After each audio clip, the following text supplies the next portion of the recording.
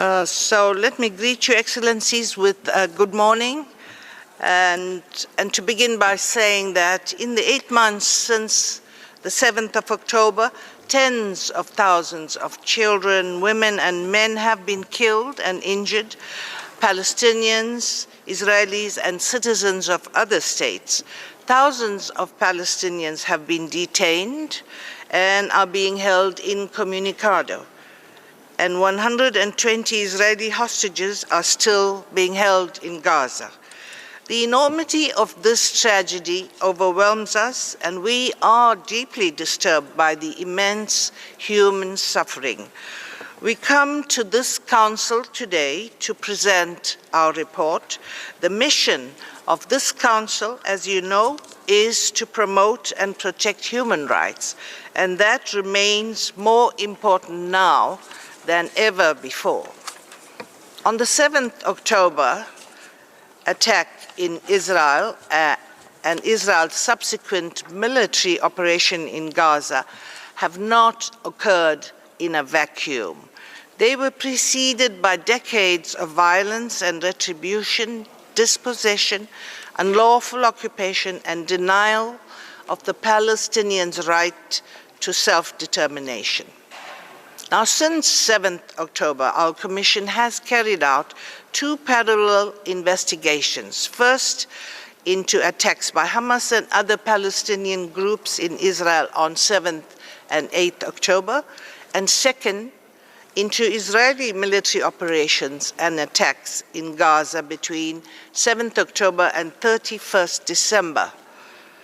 The findings of these investigations are summarized in the report presented to you today, but they are detailed in 2 conference room papers. So as you are aware, the report we're delivering is limited by word numbers to 10,700, and this is violations of such a vast scale and ongoing that we devised this method of putting in all the details in the 2 conference papers. So I do encourage you to read this short report in conjunction with those 2 long conference papers. These reports, however, do not even begin to describe all the crimes and all the atrocities of the last 8 months, and focus on some, and so we are going to be focused on some of the most egregious events and incidents. We will be reporting on additional findings and a follow-up after 31st December to the General Assembly as mandated by you in October. International law has strict and clear regulations on the conduct of war and the conduct of self-defense, a fundamental principle of international law which underscored our findings is that unlawful action by one party to an armed conflict does not justify unlawful action by another party. Israel has a right to protect its citizens from violence by Palestinian armed groups, but in doing so, it must comply with international law. Hamas and the Palestinian armed group must also comply with international law.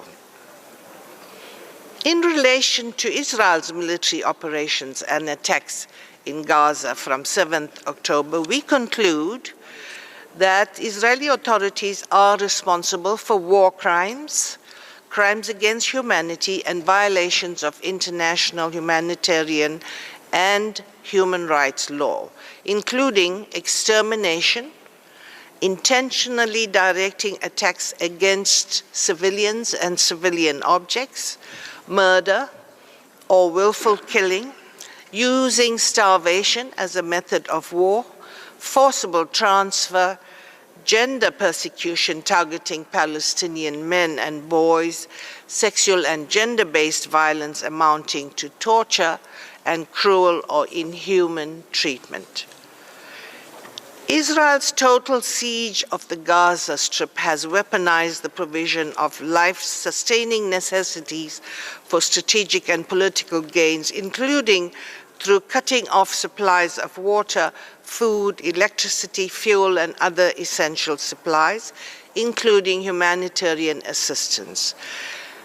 It constitutes collective punishment, disproportionately impacting pregnant women and persons with disabilities, and is causing grave harm to children, including starvation-related deaths. We found that the immense numbers of civilian casualties in Gaza and widespread destruction of civilian objects and infrastructure were the inevitable result of an intentional strategy to cause maximum damage, disregarding the legal obligations of distinction, proportionality, and adequate precautions. Israel also forcibly transferred almost the entire population into small enclosures that are unsafe and uninhabitable. The deliberate use of heavy weapons with large destructive capacity in densely populated areas constitutes an intentional and direct attack on the civilian population. Although Israeli officials have repeatedly stated that their operations in Gaza are intended to destroy Hamas and to release hostages, yet neither of these aims has been largely achieved at the expense of thousands of lives. We found that Israeli forces committed sexual and gender-based violence with the intent to humiliate and further subordinate the Palestinian community. Palestinian women were targeted and subjected to sexual violence and harassment online and in person. Men and boys experienced specific persecutory acts, including sexual and gender-based violence amounting to torture and inhuman and cruel treatment. The Commission concluded that specific forms of sexual and gender-based violence constitute part of Israeli security forces' operating procedures. Excellencies, the situation in the Gaza Strip has overshadowed that in the West Bank, where Palestinian fatalities recorded since 7th October have exceeded any other recorded period. This is linked to increasingly militarized Israeli operations, a trend which we highlighted in our report to the General Assembly last year, as well as a surge in violent settler attacks on Palestinian communities, often assisted or condoned by Israeli forces. The blatant disregard for international law across the entire occupied Palestinian territory has disproportionately impacted Palestinian children. In Gaza, Israeli security forces have killed and maimed tens of thousands of children, and thousands more likely remain under the rubble. Israeli attacks have also severely impacted infrastructure essential for the well-being of children, including hospitals, schools, and basic services. Excellencies, in relation to the attack of 7th October 2023 in Israel, the Commission found that Hamas and other Palestinian armed groups are responsible for the war crimes of intentionally directing attacks against civilians, of murder or willful killing, torture, inhuman or cruel treatment, destroying or seizing the property of an adversary, and outrages upon personal dignity and taking hostages. Members of Hamas, members of Palestinian armed groups, and some Palestinian civilians deliberately killed, injured, tortured, took hostages, including children, and committed sexual and gender-based violence against civilians and members of the Israeli security forces, some of whom were hors de combat. Children were killed, injured, and physically and emotionally mistreated and instrumentalized by attackers for propaganda purposes. The Commission identified patterns indicative of sexual violence and concluded that these were not isolated but perpetrated in similar ways in several locations by Palestinian perpetrators, primarily against Israeli women. I must note that the exploitation of sexual violence in conflict by all parties for political propaganda risks diverting attention from the experience and from the needs of the survivors, as well as further fueling long-standing hostility. Excellency, the Security Council passed a resolution last week calling for an immediate, full and complete ceasefire. The Commission reiterates that call and calls for the complete cessation of hostilities. We call for the immediate and for the full end of the siege, for the release of all detainees, including all of the Israeli hostages, and for Palestinian armed groups to stop the indiscriminate firing of rockets into Israel. The Commission reminds all parties that they must adhere fully to international humanitarian law and international human rights law in protecting civilians and civilian objects.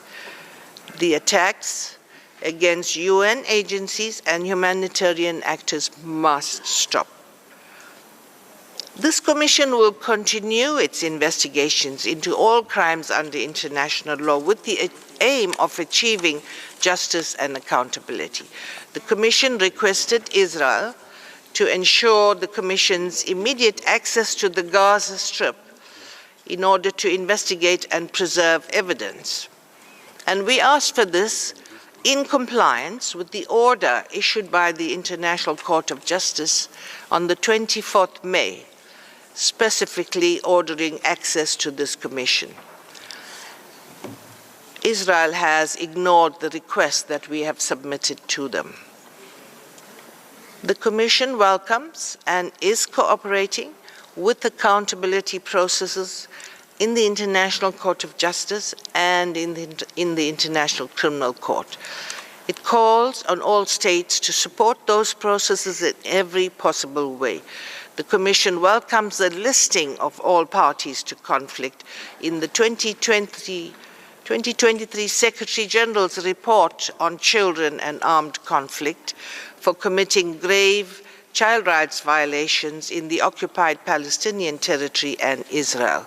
We call on the listed parties to immediately end all the grave violations against children, and in cooperation with the UN, adopt time-bound commitment to end and prevent grave violations against children. In conclusion, our world faces the biggest threat of impunity for violations of international law unless perpetrators are held to account and justice is delivered for all victims. The protection and promotion of human rights remains a paramount obligation of all member states.